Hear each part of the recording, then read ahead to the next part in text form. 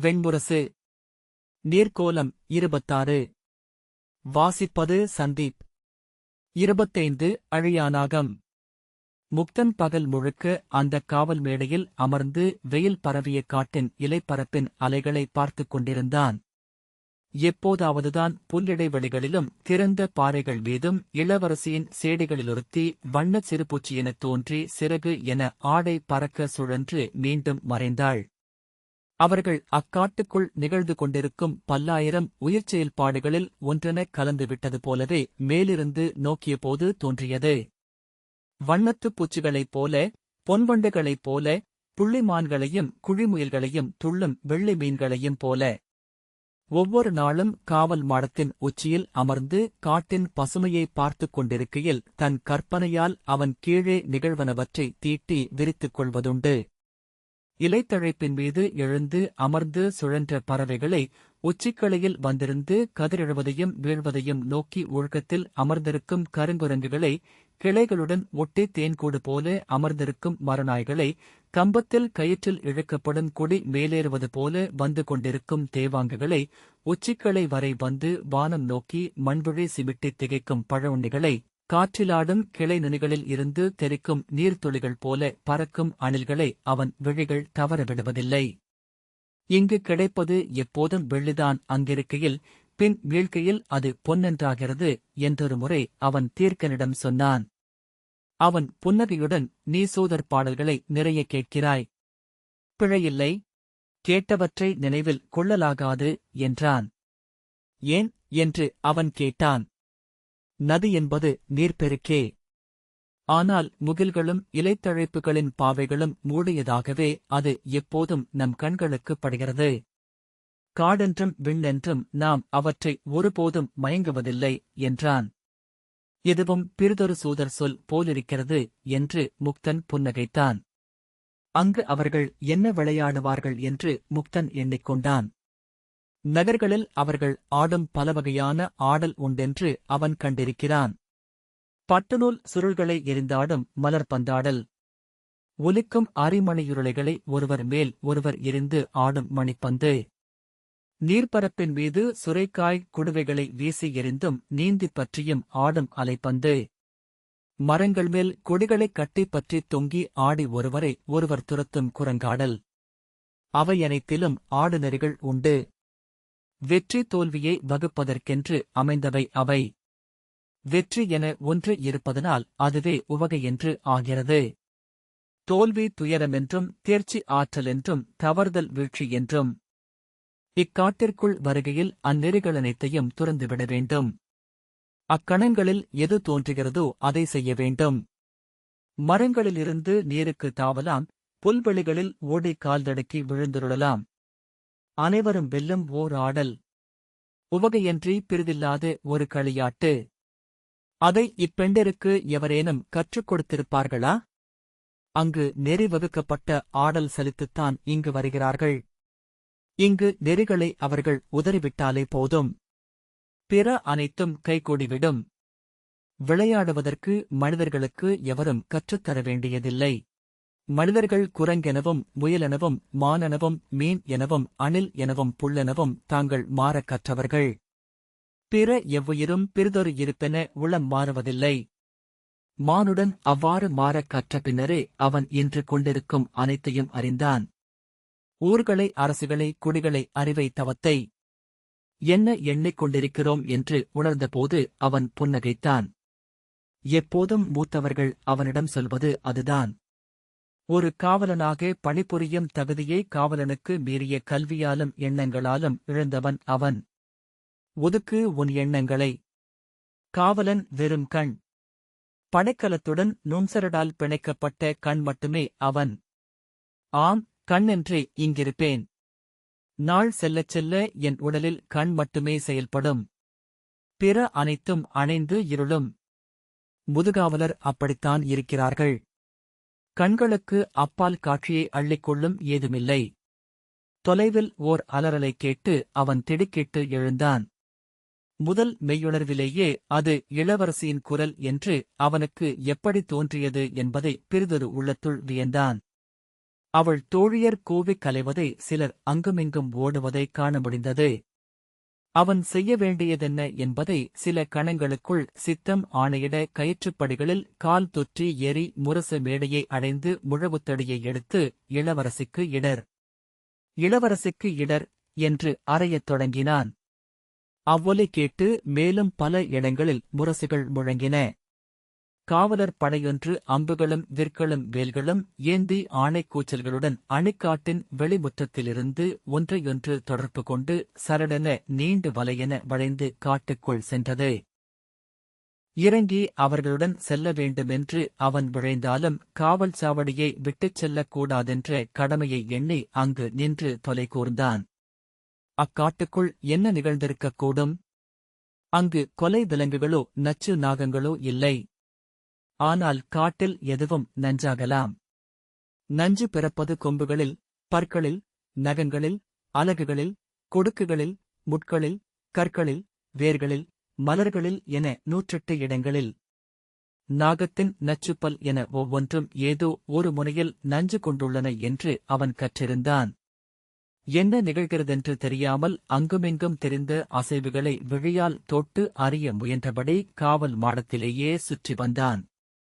படையின் வலை காட்டுக்குள் ஊடுருவிச் சென்று மறைந்தது. தீர்க்கன் என்ன என்ன நிகழ்கிறது என்றபடி மேலேறி வந்து என்ன நிகழ்ந்தது என்று உரத்த குரலில் கேட்டான். அறியேன், நானும் நோக்குகிறேன் என்றான் முக்தன். மதுமயக்கு தெளிந்த மூத்த காவலன் அவன் பின்னால் வந்து இளவரசியின் குரலல்லவா அது என்றான். தொடர்ந்து ஏறிவந்த பிறிதொரு காவலன் கந்தர்வர்கள். ஐயமே இல்லை. இப்படைகள் சென்று எவரிடம் போரிடப் போகின்றன என்றான். கந்தர்வர்களாயினும் போர் புரிந்து இறப்பது காவலர்களின் கடன் என்றான் தொடர்ந்து எரிவந்த பிறிதொருவன். நான் சென்று பார்க்கிறேன் என்றபடி முக்தன் நூல்படிகளில் ஊர்ந்தவனாக இறங்கினான். அதற்கு உனக்கு ஆணையில்லை என்றான் தீர்க்கன். ஆயினும் இத்தருணத்தில் இங்கு வாழாதிருக்க என்னால் இயலாது என்றபடி அவன் கீழிறங்கி காட்டுக்குள் செல்லும் பாதையில் நுழைந்தான். பாதை முனையில் ஒரு கணம் திகைத்து நின்று பின்னர் அருகிலிருந்த நீண்ட வேலை கையில் எடுத்துக் கொண்டு உள்ளே புகுந்தான். அதன் கூர்விளிம்பால் முட்செடிகளை வெட்டி அகற்றியபடியும் சிறிய புதர்களை அதன் கோலை ஊன்றி தாவிக் கடந்தும் பாறைகளிலும் விழுந்த மரங்களிலும் காலூன்றி உள்ளே சென்றான். முற்றிலும் திசைமறக்கச் செய்யும் நிழலுக்குள் செல்ல அங்கு கேட்ட பெண்களின் குரல்களை வழிகாட்டின. மீண்டும் மீண்டும் பசுந்தழைகள் அவன் முன் சரிந்து வழிமறிக்க கிழித்து கிழித்து முடிவிலாமல் சென்று கொண்டே இருப்பது போல் தோன்றியது. பின்னர் ஒரு சதுப்பு வளையத்தை அடைந்தபோது அங்கு தேங்கி நின்றிருந்த வெயிலொளியில் கண்கூசி விழி தாழ்த்தி ஒரு கணம் நின்றான். குரல்களின் கலவை வந்து செவிசூழ நிமிர்ந்து நோக்கியபோது ஒரு பெண் இளவரசியை கைகளில் தூக்கியபடி வர அவளுக்குப் பின்னால் மற்ற பெண்கள் அலறியும் அழுது அரற்றியும் ஓடி வருவதைக் கண்டான். மறு எல்லையிலிருந்து ஒரே தருணத்தில் தோன்றிய விராட நாட்டு படைவீரர்கள் முள்ளம்பன்றி சிலிர்த்துக் கொள்வது போல் 100கணக்கான அம்பு முனைகளாக எழுந்தனர். காவலர் தலைவன் வேலை நீட்டியபடி, யார் நீ? அரசியை கீழே விடு என்றான். அவளுக்குப் பின்னால் ஓடி வந்த சேடி இளவரசியை நாகம் ஒன்று தீண்டியது. இப்புதியவள் அந்த நச்சை முறித்து இளவரசியைக் காத்தாள். இளவரசி இன்னமும் மயக்கில் இருக்கிறார் என்றாள். இளவரசியை கையில் வைத்திருந்தவள் அஞ்சுவதற்கு ஏதுமில்லை என்றாள். அவளுக்குப் பின்னால் வந்த பிறிதொருத்தி காட்டுக்கொடியில் கட்டி சுருட்டி பொதி போல் மாற்றப்பட்டிருந்த பெரிய நாகத்தை நீண்ட கழியொன்றின் நுனியில் கட்டித் தூக்கி வந்தாள். அது அப்பொதிக்குள் உடல் நெளிய வெட்டி எடுக்கப்பட்ட நெஞ்சுக்குலையின் இறுதி உயிரசைவு போல் தோன்றியது. வேலை தாழ்த்தாமல், யாரிவள்? எப்படி உள்ளே வந்தாள் என்றான் காவலர் தலைவன். நான் ஒரு அயலூர் பெண். இவ்வழி சென்றேன். மலை உச்சியிலிருந்து இக்காட்டைக் கண்டபோது இது தவம் செய்ய உகந்ததென்று எண்ணி இங்கு வந்தேன் என்றாள் இளவரசியை கையில் ஏந்தியிருந்தவள். இளங்கருமை நிறம் கொண்டிருந்தாள். வெண்ச நிறத்தில் பட்டாடை சுற்றி கல்மாலைகளும் ஒளிரும் மணிக்குண்டலங்களும் அணிந்திருந்தாள்.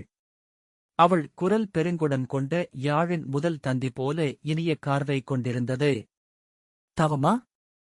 இங்கென்ன தவம் என்று மேலும் ஐயத்துடன் கேட்டபடி தலைவன் முன்னால் வந்தான்.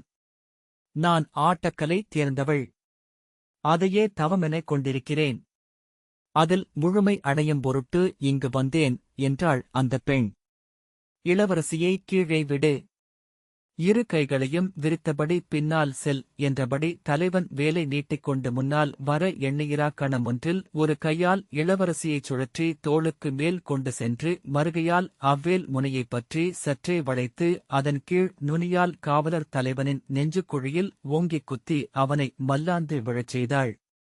பிற படைவீரர்களின் விற்கள் நாணொலி எழுப்பியதும் வேலை திருப்பி அதன் நுனியை தலைவன் கழுத்தில் வைத்து வேண்டியதில்லை. வில் தாழ்த்துக. இளவரசியையும் உங்கள் தலைவனையும் இழக்க வேண்டாம் என்றாள். தேள் கொடுக்கென விழியறியா விரைவில் நிகழ்ந்து முடிந்த அவள் கைத்திறனைக் கண்டு வியந்த வீரர்கள் ஒருவரை ஒருவர் நோக்கினர். கீழே கிடந்த தலைவன் மூச்சொலியுடன் வில் தாழ்த்துக என்றான்.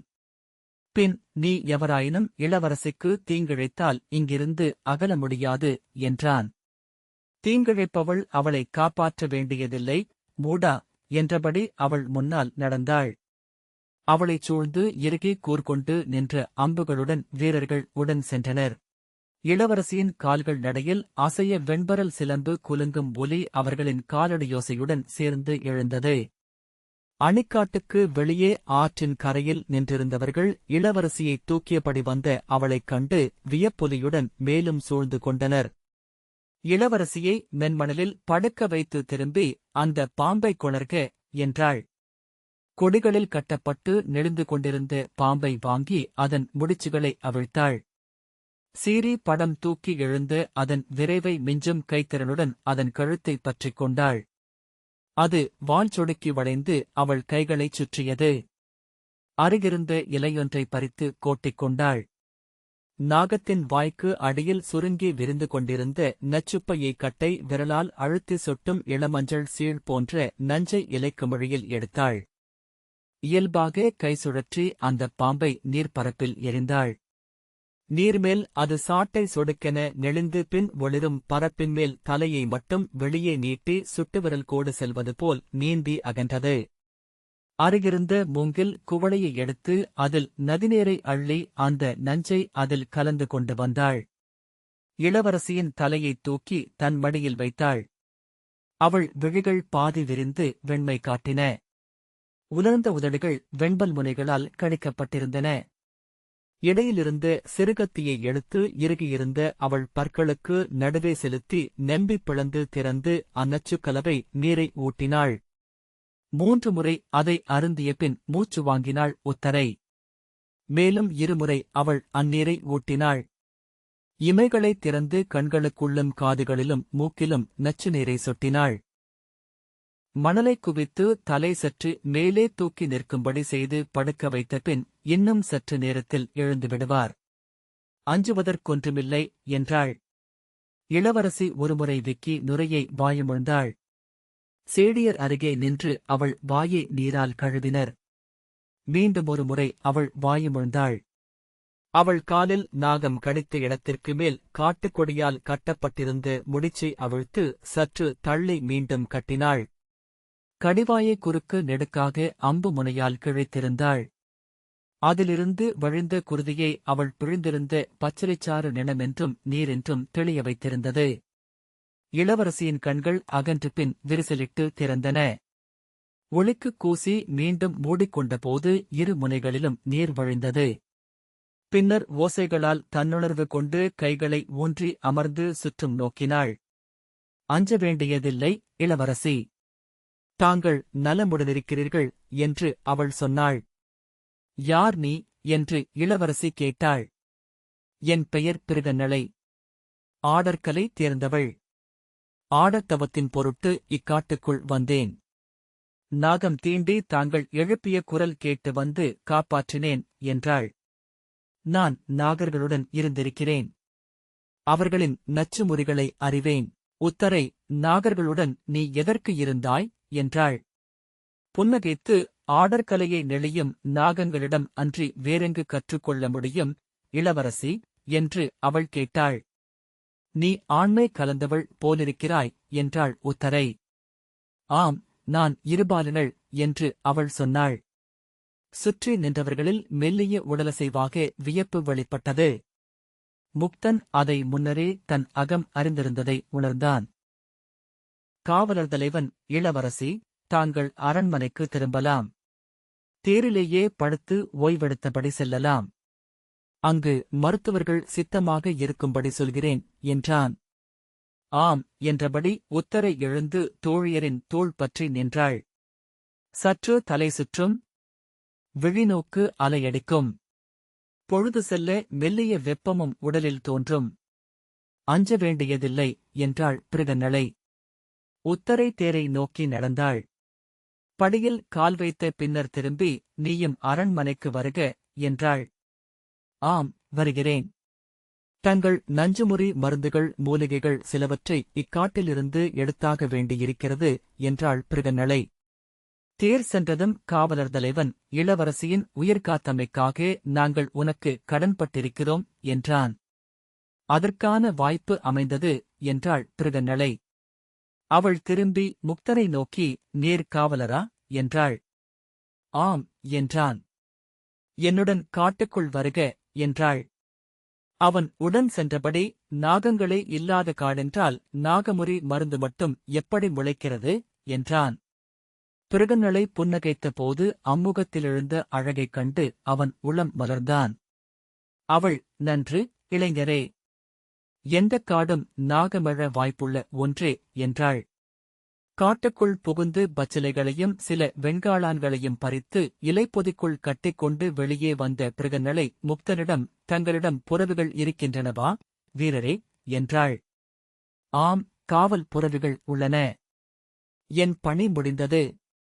இனி சின்னாள் நான் ஊருக்குச் செல்ல முடியும் என்றான். என்னுடன் வருக. நான் அரண்மனைக்குச் செல்ல விரும்புகிறேன் என்றாள். அவன் இன்னொரு புறவியை பெற்றுக் கொண்டு வந்ததும் பிருகநளை அதில் ஏறிக்கொண்டாள். அவன் வியந்து நோக்க ஓரவழியில் நோக்கி, என்ன என்றாள். இத்தனை இயல்பாக புறவி மேல் ஏறும் ஒருவரை பார்த்ததில்லை என்றான் முக்தன். இத்தனைக்கும் இது புறவிகளின் நாடென்று பெயர் பெற்றது. பிருகநளை புன்னகைத்து, சௌவீரமும் புறவிகளின் நாடே. இங்கு புறவிகள் சிட்டுக்களைப் போல. அங்கு அவை செம்பருந்துகள் என்றாள். ஆம், சௌவீரம் பெரும்பாலையும் மலைச்சரிவுகளும் கொண்டது என்று அறிந்திருக்கிறேன் என்று முக்தன் சொன்னான். அங்கு புறவியே கால்களென்றான மக்கள் வாழ்கிறார்கள் என்றாள் பிருகநளை. அவர்கள் காட்டுப்பாதையில் இணையாகச் சென்றனர். பிருகநளையின் புறவி தன்மேல் எடையில்லாதது போல சீரான தாளத்துடன் முன்னால் சென்றது. அவன் மீண்டும் வியப்புடன் திரும்பிப் பார்க்க காவடியின் நெறியேதான். இருபுறமும் எடை நிகரென்றாகும் தோளில் எடை குறைவாக இருக்கிறது. உடலை முற்றிலும் சமன் செய்கையில் புறவிக்கு முழு விடுதலை அளிக்கிறோம் என்றாள். புறவிக்கலையை நீங்கள் ஏன் பயில வேண்டும் என்றான் அவன். நடனம், போர், புறவியூர்தல் மூன்றும் ஒரு கலையின் 3 முகங்கள்தான். உடலை பயிற்றுவித்து முற்றிலும் நேர்நிலையும் சீரமைவும் கொள்ளச் செய்தல் என்றாள் பிருகநளை. அவர்கள் விராட நகரியின் கோட்டைக்குள் நுழைந்தபோது முன்னரே அவளைப் பற்றி கேட்டிருந்த வீரர்கள் கோட்டை வாயிலில் கூடி நின்று முட்டி மோதியபடி வியப்புடனும் உவகையுடனும் நோக்கினர். ஒரு முதியவர், இருபாலனத்தவரில் இப்படி ஓர் அழகியை பார்த்ததில்லை என்றார். அருகிலிருந்த சூதர், இருபாலனமே தேவர்களுக்கு பிடித்த மானுட உடல். பெரும்பாலான இருபாலனத்தோர் ஆணின் அழகின்மையும் பெண்ணின் அழகின்மையும் கலந்தவர்கள். சிலரில் இரு அழகுகளும் இருக்கும். ஒத்திசைவின்மையால் அவை அழகின்மை என்றாகியிருக்கும். ஓருடலில் ஈரழகுகளும் நிகரென அமைந்து முற்றிலும் ஒத்திசைவு கொண்டிருந்தால் அதுவே மானுடப் பேரழகாகும் என்றார். ஆம், பூசகர் இதைச் சொல்லி கேட்டிருக்கிறேன். இப்போதுதான் விழியால் பார்த்தேன் என்றான் ஓர் இளைஞன். இருபாலனத்தவர் இரு பக்கமும் நிகர் செய்யப்பட்ட காவடிகளைப் போல என்று அப்பால் ஒரு குரல் எழுந்தது. தன்மேல் இருந்த நோக்குகள் எதையும் பிருகநளை அறிந்தது போல் தோன்றவில்லை. சற்றே கள்மயக்கில் இருப்பதைப் போல் சிவந்த நீண்ட விழிகள். காற்றிலாடும் மரக்கிளையில் சிறகு குலையாமல் அமர்ந்திருக்கும் சிட்டு போல தன்னியல்பான புறவியூர்தல். கலையும் ஆடையையும் குழலையும் சீரமைப்பதில் பயின்ற அசைவின் ஆடலழகு. நகரினூடாக அவள் சென்றபோது மாளிகைகள் அனைத்திலும் பெண்கள் முண்டி அடித்து ஒருவரையொருவர் உடலுரசிக் கொண்டு செறிந்தனர். அவ்வுடலில் எதை பார்க்கிறோம்? பெண்ணையா ஆணையா என்று ஒருத்தி கேட்டாள். ஆண்கள் பெண்களையே நோக்குவர். பெண்கள் ஆணுடலையும் பெண்ணுடலையும் நோக்குவார்கள். இரண்டிலும் அவர்கள் மகிழும் அழகுகளுண்டு. இரண்டும் ஓருடலில் அமைந்திருக்கையில் நோக்கு விலக்குவதெப்படி என்றாள் விரலி ஒருத்தி. அவர்களில் அழகென வெளிப்படுவது எது என்று ஒருத்தி கேட்டாள். பெண்ணின் உச்ச அழகென்பது பெண்ணென்ற அசைவு கொண்டு ஆண் இயல்பு வெளிப்படுவது. ஆணில் அவ்வண்ணம் பெண் வெளிப்படுவது. இவள் ஒரு கணம் ஆணென்றும் மறுகணம் பெண்ணென்றும் ஒழியாத ஆடலொன்றை ஒவ்வொரு அசைவிலும் நிகழ்த்திச் செல்கிறாள் என்றாள் விரலி. அவர்கள் அரண்மனையின் மைய முகப்பை அடைந்ததும் முக்தன் பிருகநளையிடம், நான் காவல் வீரன். இதற்கப்பால் வருவதற்கு எனக்கு ஒப்புதல் இல்லை என்றான். வருக, நான் அழைத்துச் செல்கிறேன் என்று பிருகநளை சொன்னாள். அவன் அஞ்ச, என் ஆணையை ஏற்காதவர்களை நான் பார்த்ததே இல்லை காவலரே. வருக என்று புன்னகைத்தாள். அவன் பிறிதொரு எண்ணமில்லாமல் அவளுடன் சென்றான். முதற்காவல் நிலையிலேயே உத்தரையின் இளமருத்துவன் ஒருவன் அவளைக் காத்து நின்றிருந்தான். தங்களை மருத்துவர்கள் அங்கு அழைத்து வரச் சொன்னார்கள். இளவரசி நலமடைந்து விட்டார். ஆயினும் கடித்த பாம்பும் நச்சு நிறைந்தது. நாளையோ பின்னாளிலோ நரம்புகள் அதிர்வு கொள்ளக்கூடும். பேச்சோ விரலசைவோ குறை கொள்ள வாய்ப்புண்டு என்கிறார்கள். ஆம், அதற்காகவே இம்மருந்துளை கொண்டு வந்தேன் என்றாள் பிருகநளை. திரும்பி முக்தனிடம் வருக என்று சொல்லிவிட்டு உள்ளே சென்றாள். அவன் அவள் இடையின் அழகிய உலைவை, தோள்களின் அசைவை, கைவீசலை நோக்கி விழி பிறிதொன்றை அறியாமல் உடன் சென்றான். இளமருத்துவன் அவளை இட்டுச் சென்றான். இடைநாழிகளைக் கடந்து சிறுசோலை ஒன்றுக்கு அப்பாலிருந்த மருத்துவ நிலைக்கு அவர்கள் சென்று சேர்ந்தார்கள். காவலர் இருவர் நின்றிருப்பதைக் கண்டு இளமருத்துவன், அரசர் வந்திருக்கிறார் போலும் என்றான். நீங்கள் வெளியே நில்லுங்கள், நான் சென்று கேட்டு வருகிறேன் என உள்ளே சென்றான். அவள் அடிமரத்தில் கொடி என இயல்பாக அத்தோளில் சாய்ந்து நின்றாள். இளமருத்துவன் அவர்களை உள்ளே அழைத்தான். உள்ளே விராடரும் அரசியும் பீடங்களில் அமர்ந்திருக்க நடுவே தாழ்ந்த மஞ்சத்தில் மாந்தோல்மேல் உத்தரை படுத்திருந்தாள். பிருகநளை கைகுவித்து இடை வளைத்து வணங்கி, விராடப் பேரரசரை வணங்கும் பேறு பெற்றேன். நான் சௌவீர நாட்டைச் சேர்ந்த பிருகநளை. ஆடற்கலை தேர்ந்தவள். கலை தேரும் பொருட்டு எப்போதும் சென்று கொண்டிருக்கிறேன் என்றாள். அவர் தன் பழுத்த விழிகளால் அவளை நோக்கிய பின், உன்னைப் பற்றி சொன்னார்கள் என்றார். என் மகளை காப்பாற்றியதற்காக நான் உன்மேல் அன்பு கொண்டிருக்கிறேன். நீ விழைவதை கோரலாம் பிருகநளை. நான் விழைவது இங்குள்ள ஆடற்கலைகளை கற்றுத் தேர்ந்த பின் விட்டுச் செல்வதை மட்டுமே என்றாள். நன்று.